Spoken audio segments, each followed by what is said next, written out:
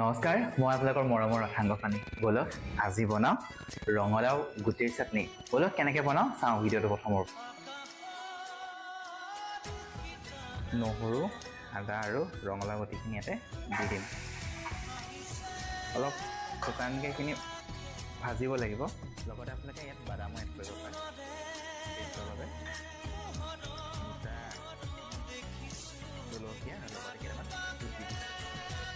এতিয়া এইখিনি অলপ শুকান হোৱালৈকে ভাজিব লাগিব।